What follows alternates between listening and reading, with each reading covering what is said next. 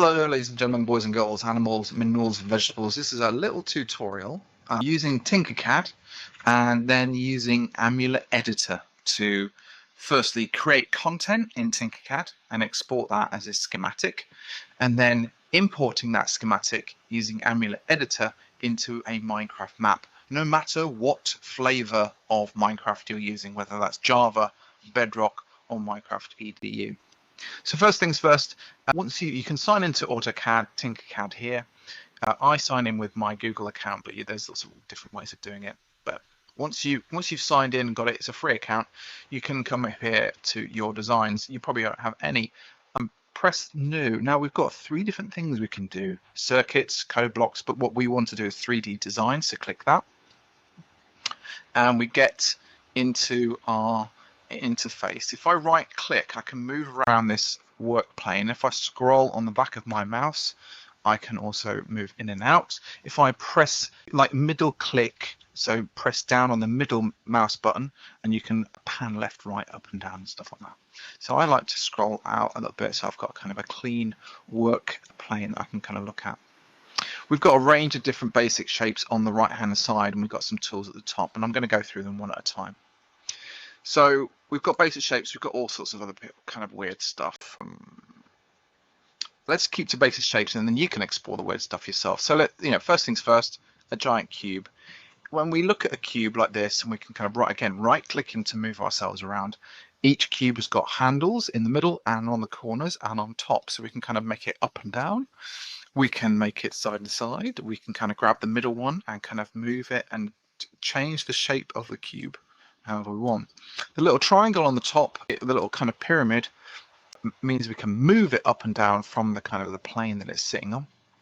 And these angles on the bottom and on the sides means that we can kind of, like if we stay within the circle, it does it in increments. If we go outside the circle, it's a lot smoother, smooth, jerky, kind of chunky increments. Okay. So we can get lots of other kind of shapes in here as well, and again we can kind of move those shapes around, and if you can't, and things can intersect with each other, and of course you can change the color of the shapes. Hooray! If you can't see a shape, it looks like it's gone inside of something, then just literally just move it around.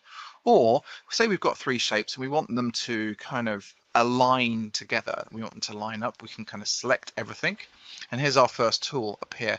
We can kind of go to the align tool, and then we can kind of align it in the middle like that, and then we can also align things like this, either whack them all in the middle like that. Okay, and then we can move things apart. There's a little triangle down there, and we can grab the triangle and move it down there as well. So you can monkey around with the align tool. The other tool is this one here, which is mirror. So let's get that out of the way. Let's get something like, let's get this tool. What on earth is this? Well, if you I'll just write my name like that, and then press done.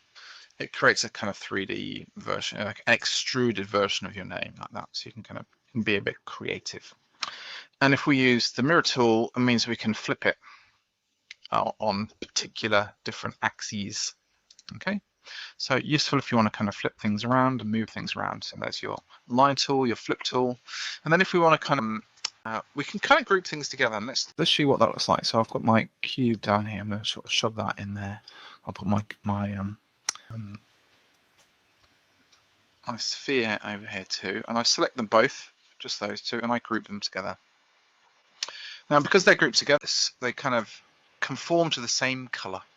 Okay, and now they are one thing. When I select them all, that group of things all goes together. If I go back to my solid color here and I go to multicolor, it maintains the color that I originally did it, but it's still grouped together in one kind of group. Kind of useful. It's up to you. So once we've done this, then we've got toggle notes visibility. So I just ignore this. That's if you want to kind of have notes and stuff like that. Ignore. That is, then the last thing, let's do this. So we've got our kind of tube. We're going to put another tube inside of it, but it's going to be a negative shape, and we're going to align these two together to make a tunnel. So we're going to go to our line tool, pop it in the middle, pop it in the middle. That's good. And then select them both and group them together. So when you select things together and then group them, negative shapes cut out the positive shapes. Okay, it's called a boolean. Okay, and you'll see this if you've ever done any 3D design stuff as well. So you've got a whole range of shapes. You've got a whole range of shapes down here. That is the basics of it.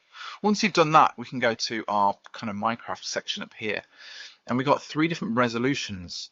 And here's a little tree. There's always a tree, a kind of Minecraft tree in the top right left-hand corner that gives you kind of like, how big is this? Well, it's that big. Okay, it's kind of relative to that. So we can kind of go even bigger or even bigger. Just be cautious of going so big, because obviously that is the tree, and now these are literally the size of mountains. They do look cool, but my goodness, they are the size of mountains. Now, I also don't like pumpkins, so what we're going to do is block of gold, block of diamond, ice. Let's do lapis instead. That all looks pretty good. Oh, leaves. Let's not do leaves. Let's do block of emerald.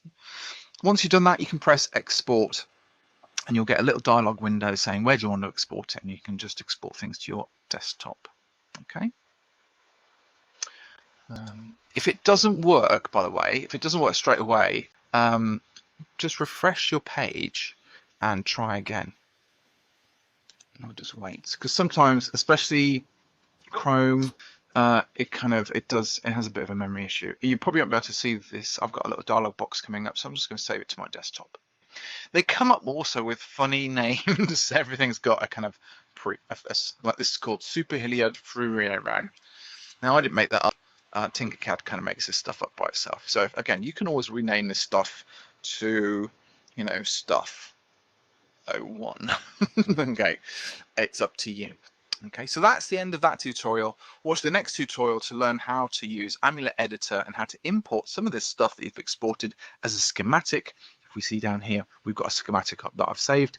We can import schematics into your Minecraft world. Stay tuned for the next episode and you'll be able to see that then. Okay, thanks. Bye.